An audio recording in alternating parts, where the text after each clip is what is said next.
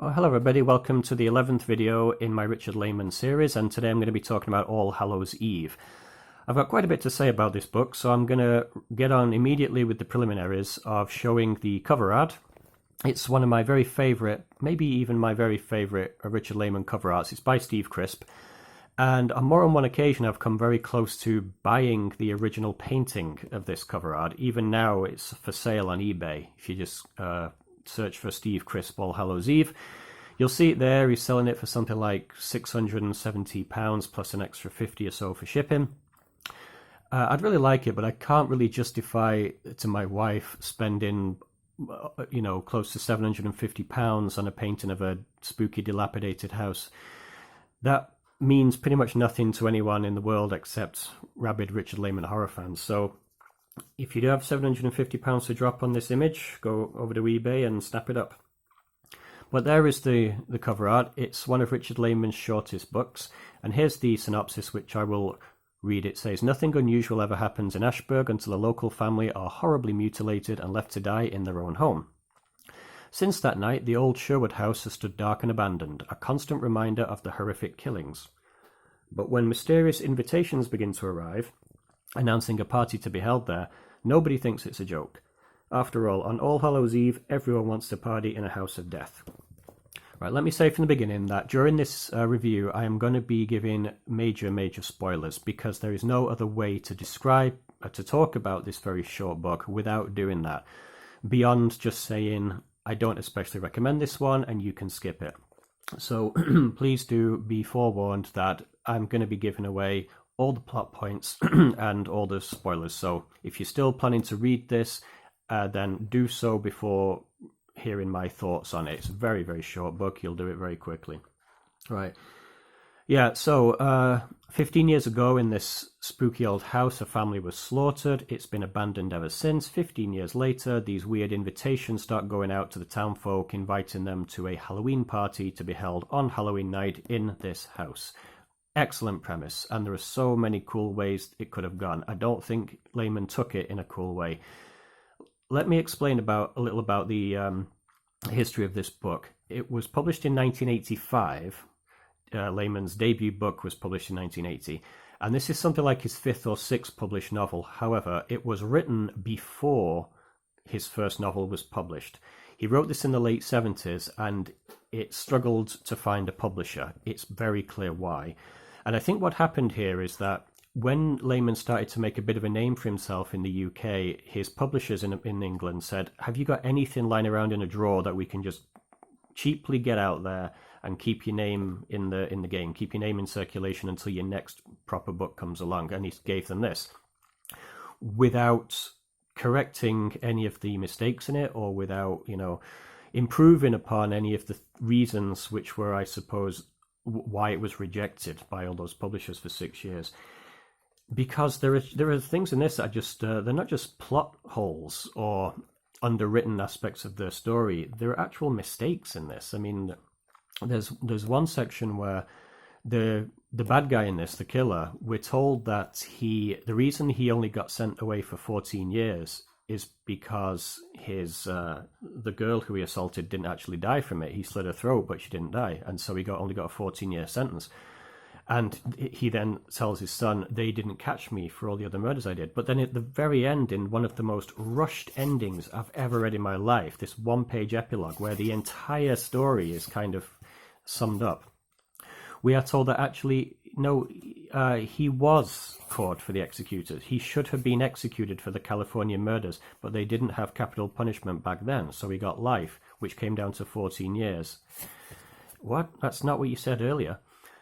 There are just, like I said, basic mistakes in this book. And I think that's the value of reading this book, is to show a beloved author's very earliest work when he was in no kind of control or mastery of his craft.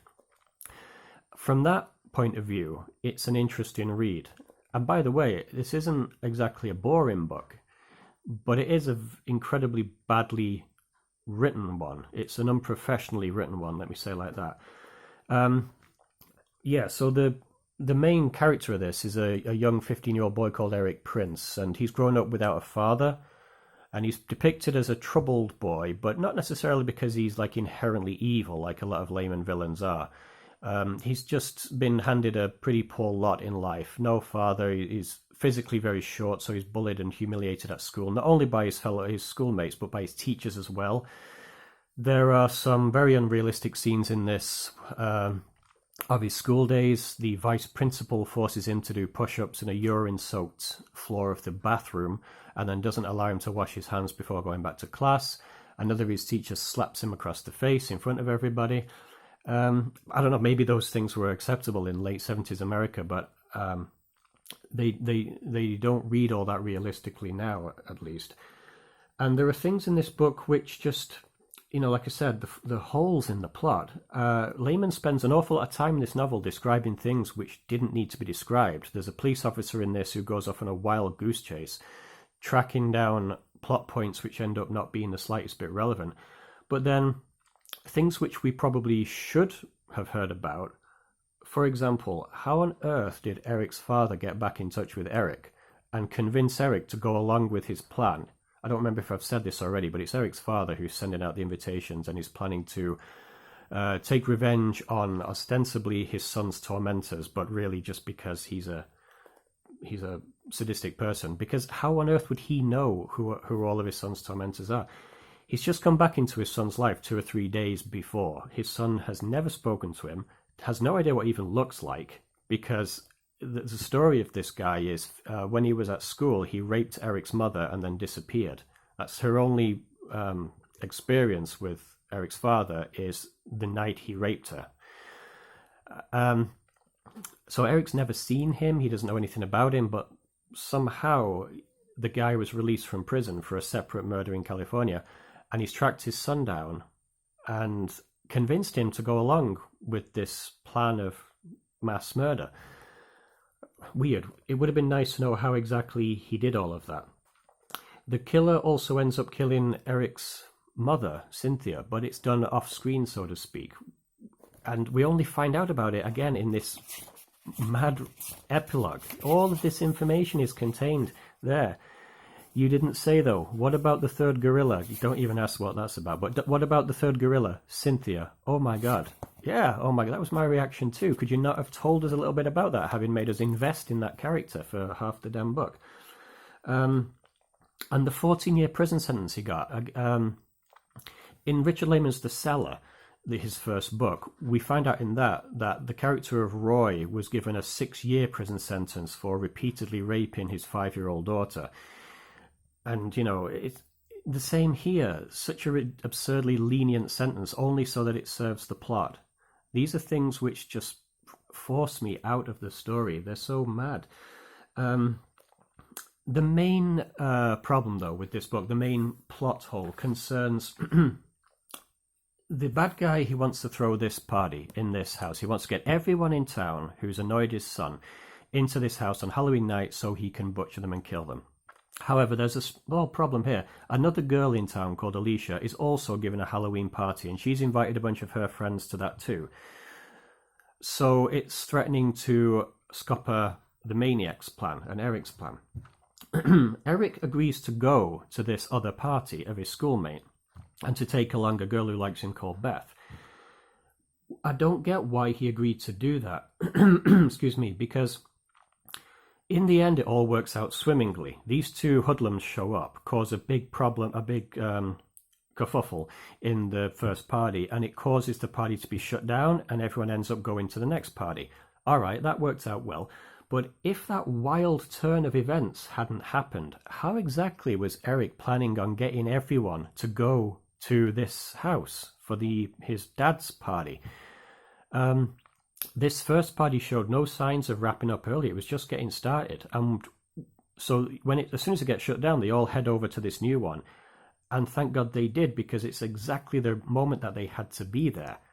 The gorilla thing, I don't even know where to begin explaining what that gorilla reference was. But basically, so the killer is hiding in a gorilla costume along with 2 other gorillas on a wall. They're hanging from a wall. And when these kids arrive, they're all set up. So what, was he planning to just stay hanging there for as long as it took for these people to show up? It could have been the middle of the night. It could have been 5 or 6 hours from then. One of the other gorillas is the dead mother, Cynthia, who we just find that out on the last page, like I just said. And the third gorilla, excuse me, the third gorilla is the other main character of the novel called Sam. He's the police officer who has been knocked unconscious, and this bad guy has hung him up there too. Why? No idea. And why didn't he make sure he was dead? It turns out Sam wasn't dead and he saves the day, but it seems an odd thing to do. Wouldn't you just make sure that the guy is definitely dead before dressing him in a gorilla outfit and suspending him from a wall for reasons unknown? Very, I'm so sorry about my throat. Very, very, very odd thing to do there. And like I said, you know, if that first party hadn't broken up, the killer would have looked like a complete moron, just hanging there, suspended from a wall for hours and hours next to an unconscious cop who, if he had come around at any moment, again, the plan would have been over. So this is a very, very minor Richard Laymon novel. It's not his worst, because even though it's badly written, I can't say it's a bad experience reading it. He does have a couple of books which are just very unpleasant to read. They're really boring and stupid. This one is kind of stupid, but I can't exactly say it was boring. I reread it last night to prepare for this, just to make sure that how I remembered it, all the madness of it, was actually correct, and it is. I just flicked to a page that reminds me another thing of this book. It's hilariously non-PC. I especially liked where Laymon introduces the receptionist of the police station with the line, "At 52, she was still a slim and good-looking woman." Good for you, hanging in there at 52 years old. It's really hysterically chauvinistic and sexist, some of the stuff in this. Again, maybe for the late 70s it was normal, but then again, Stephen King's, some of his best work is from the late 70s. It predates this, and there's nothing like that in there from him. The same goes for people like Peter Straub. So no, I do think that this was just Richard Laymon being a bit of a chauvinist there. So yeah, I think that's what I'm going to say about this one. It was a novel written in, I suppose, his youth. It couldn't get published. It's obvious why. Should you read it? Only if you are a huge Richard Laymon fan. If you began with this book, it would be a mistake, because you would then probably never read another book of his. And let me stress one more time how abrupt the ending is. I showed you the epilogue there, but even beyond that, all of the action in this book, where they go for this Halloween party thing, takes place in the last 20 pages. And it is over with. That should have been half the book, because that's the intriguing part of the book. It's, what is this party? What's it going to be like? What's going to go on? And it turns out they all just show up, and this guy starts shooting them. That's it. It's not even any creative deaths. He just takes a gun and starts blasting people in the head. Oh, yeah, that reminds me. I do have to say this. Yet another example of child rape in this book. In my review for The Cellar, I had said that one of the most unsavory aspects of Richard Laymon's writing is his tendency to describe sexual violence, especially of young people, and it's always done in a voyeuristic way. He never shows any of the psychological or emotional horror of that action. It's just descriptions, bland descriptions of sexual violence, and we get that in here too. So if you're put off by that, that's another reason not to read this one. I don't like being so negative about a book, but I have to be about this one, because it is just such an fledgling book by what would become an excellent horror writer. So that's going to do it for this one. This has been a long video, but it kind of had to be in order to forewarn you properly for what you'd be getting into. Richard Laymon, Allhallows Eve. Thank you very much for watching this video, if you did watch this far, and I will be back very soon with video 12 and what I hope will be a much more enjoyable read and a much more recommendable book. So take care everybody, and I'll talk to you soon. Bye for now.